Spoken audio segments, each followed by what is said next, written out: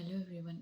आज हमारा टॉपिक है कि अगर हम ऐसे सिचुएशन में आए कि बहुत ही घोर निराशा हो, बहुत ही दुखी हो, तो हमें क्या करना चाहिए, किस तरह से हम डिसीजन लें, अपनी लाइफ में आगे कैसे बढ़े, है ना। ये सिचुएशन तो सबके लाइफ में आते ही है ना, चाहे महादशा या हमारे अपने कर्मों का जो भी मान लीजिए।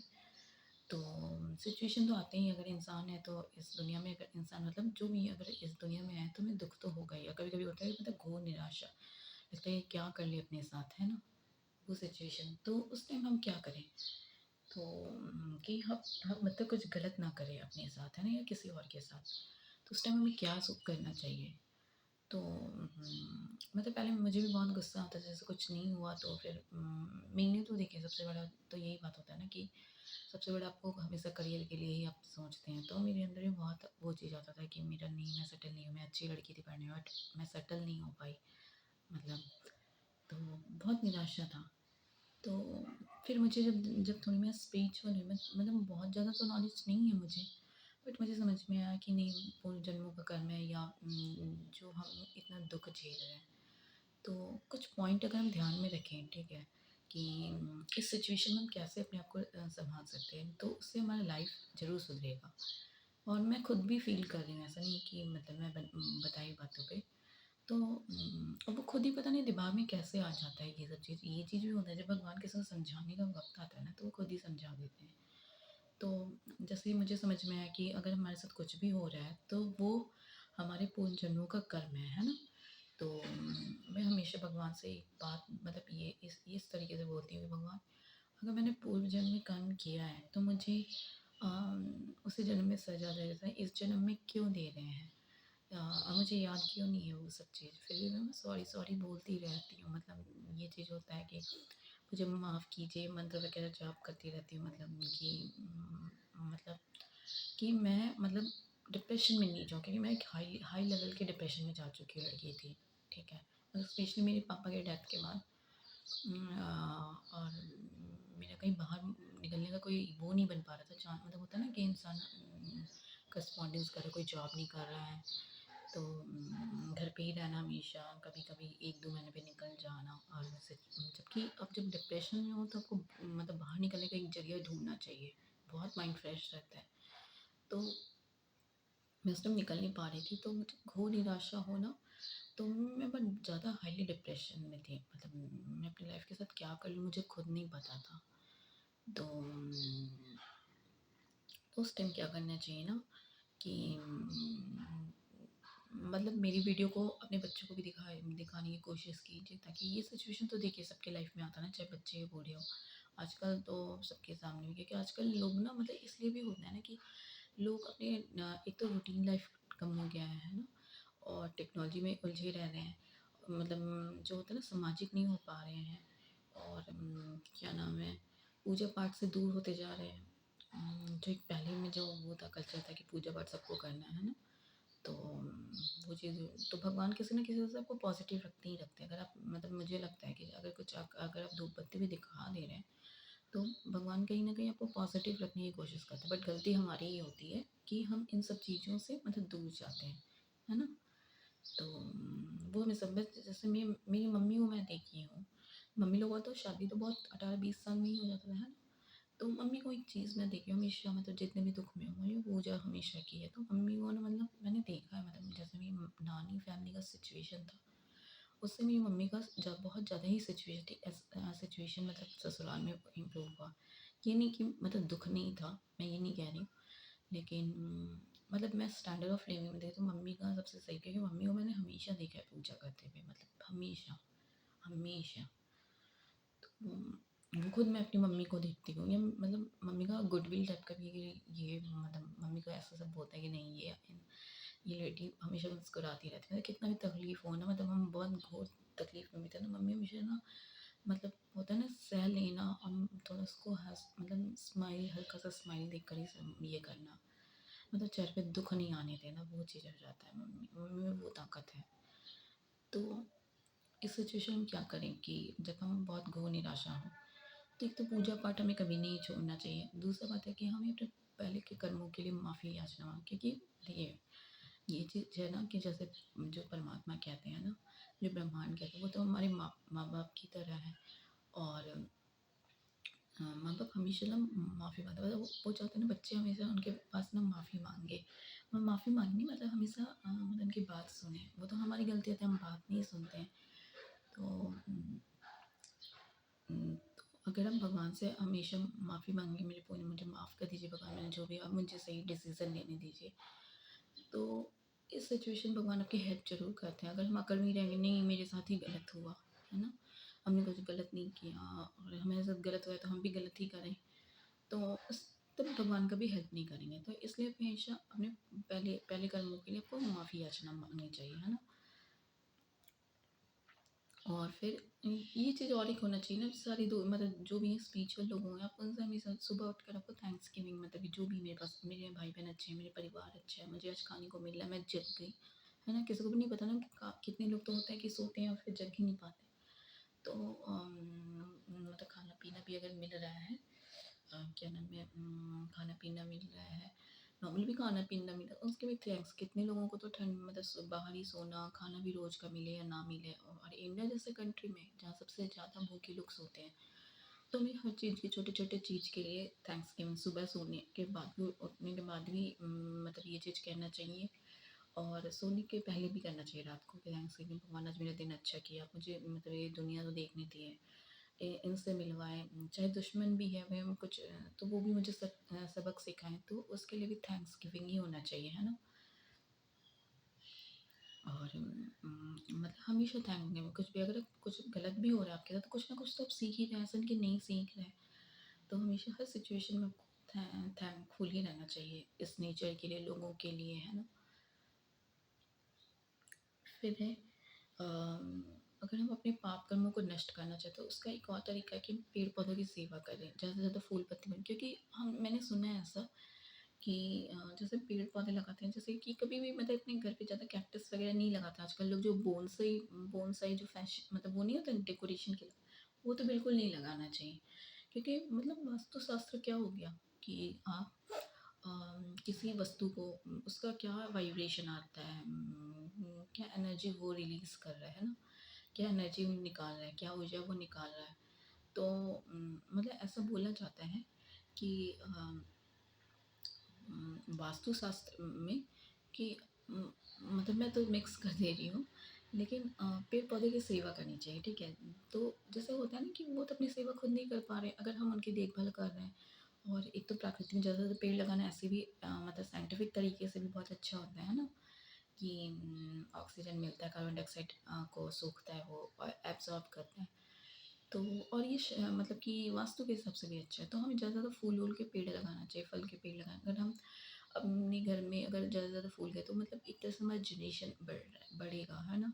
और कभी भी मतलब ऐसा बोला गया है कि ज़्यादा से ज़्यादा पेड़-पौधों की सेवा करनी चाहिए, और हमेशा फलते-फूलते, मतलब वैसे वाले नहीं जिनका कोई नीड नहीं हो, मतलब वैसा नहीं, खरपतवार को नहीं बढ़ने दें, वो उससे नहीं, जो आपका ग्रोथ रोके, जैसे कि अम, क्या नाम है, जिसमें कोई पेड़ पत्ती नहीं हो, वो नहीं लगाना चाहिए, हमेशा फल फूल वाले पेड़ जो लगा, बोनसाई पेड़ नहीं लगाना चाहिए, कि उससे अच्छे वो मतलब वो लोग लगा तो लेते हैं, लेकिन उससे हमारे घर का ग्रोथ रुकता है। तो हम इस तरीके से भी अपने घूर निवास के टाइम में खुद को इन्वॉल्व भी कर लेंगे, है ना? गार्डनिंग में खुद को इन्वॉल्व, और आपको ये चीज़ तो होगा, अगर आप चाहे छत पर ही पेड़ लगाएं, जब उनके बीच आपके पास गार्डन नहीं है, उनके बीच आप जितना भी समय, तो आपको पॉजिटिव फील तो ज़रूर होगा। तो इस तरीके से आप वो अपने आप को मतलब इस सिचुएशन में अपने आप को संभाल सकते हैं। फिर रहता है कि जानवरों की देखभाल, देखिए एक चीज़ और बोला जाता है ना कि अपने घर में मतलब चाहे कुत्ता बिल्ली या फिर गाय ज़रूर पालना चाहिए, जैसे स्पेस नहीं है तो, क्योंकि ये जो होता है ना, मैंने मतलब जैसे गाय वाय होता है, मतलब इन लोगों का ना वाइब्रेशन हमसे बहुत अच्छा होता है, तो ये पॉजिटिव और निगेटिव चीज़ों को ना महसूस कर पाते हैं, हम लोग नहीं कर पाते ना, हम लोग भी महसूस करते हैं, लेकिन हमसे ज़्यादा ये कर पाते हैं। जैसे आपने देख सुना होगा किसी डेथ होने वाला, तो उस टाइम कुत्ता बहुत रोएगा या बिल्ली बहुत रोएगी। अम, मैंने एक स्टोरी में सुना था, मतलब एक रील था कि क्या था कि एक एक लेडी थी, तो उनका ना मतलब कि हमेशा मिसकैरेज हो जा रहा था, तो वो उन्हें किसी ने बताया कि आप मतलब कोई भी मतलब जो भी बताया, जिनसे भी एडवाइस ली हो, मतलब पंडित वंडित थी, कि आप जाके गौशाला में सेवा कीजिए, गौशाला में गायों की सेवा कीजिए। तो हाँ, तो वो उस टाइम मतलब होता है ना इंसान को वो बस सेवा करने को बोले तो वो गई अपना जो विचार वारा लेके। तो फिर जब इंसान का दिमाग नहीं आता वो ना रो कर बोलती है कि भगवान मुझे मुझे क्यों मतलब कि गौ माता मुझे क्यों मेरे साथ ही ऐसे क्यों आ रहा है। और वो अपनी मतलब पीड़ा उनको गाय को बता रही थी। तो और उस टाइम वो प्रेग्नेंट थी। तो कुछ दिन बाद पता चलता है ना कि जो लेडी थी जो उनके सामने मतलब रो कर बोल मतलब वो कर रही थी। तो उनको मतलब उन उन वो प्रेग्नेंट हो गई और जो जिनके गाय जिस गाय के पास वो रोई थी ना, तो वो मतलब उनकी डेथ हो गई। जो प्रेग्नेंट थी गाय। तो मतलब एक तरह से वो अपनी बलाई ले ली। तो इस वजह से मतलब हम अपने दुःख को मतलब अपने जानवरों को मतलब ये लोग बहुत ईमानदार होते हैं। मतलब इंसान में जैसे ईमानदारी दिख जाता तो अलग ही बात है। तो हमेशा मतलब हम उनको सेवा कीजिए, उनको प्यार हो, उनको वो प्यार बहुत चाहते हैं, कुछ कुछ और नहीं चाहते हैं जानवरों में जो होता है ना और कुछ और नहीं चाहते। तो हमेशा उनको प्यार वगैरह ज़रूर दीजिए। फिर है जो दीनहीन होते हैं उनकी सेवा करना है ना कि जैसे देखिए अब हम लोग जाएंगे मंदिर में पंडित को दे देंगे ये कर देंगे, लेकिन आप कभी किसी भी जैसे आपको कुछ भी खुशी प्राप्त हुआ या नहीं भी प्राप्त हुआ तो आपका दान देने का मन कर रहा है तो आप हमेशा उनको दीजिए जिनके पास कुछ है नहीं। उनको क्या ज़रूरत है कि जिनके ऑलरेडी पंडित पंडित के पास है और उसके बाद आप उनको दिए जा रहे हैं। क्योंकि वो तो रख लेंगे उनके लिए तो नॉर्मल है, लेकिन जिनको खाने को भी नहीं है एकदम डिपेंडेंट है और मतलब उनको आप एक मुट्ठी चावल भी दे देंगे तो वो बहुत खुश हो जाएंगे। देखते हैं ना लंगर में जैसे मिल जाता है तो कितने खुश उनका चेहरा देखिएगा जो लंगर में असली गरीब जो खाते हैं। तो तो अगर उनको अगर आप वो देंगे क्या नाम है उनकी सहायता करेंगे और हमेशा पैसे से नहीं मतलब कोशिश कीजिएगा सामान दे दीजिए जिनके पास अगर कुछ ओढ़ने को नहीं है तो कम जो भी हो दे दीजिए, कुछ पहनने को नहीं है तो पहनने को दे खाने को दे दीजिए। नहीं है तो खाने का मतलब कुछ ला कर दे दीजिए, नहीं तो बिस्किट ही दे दीजिए, है ना?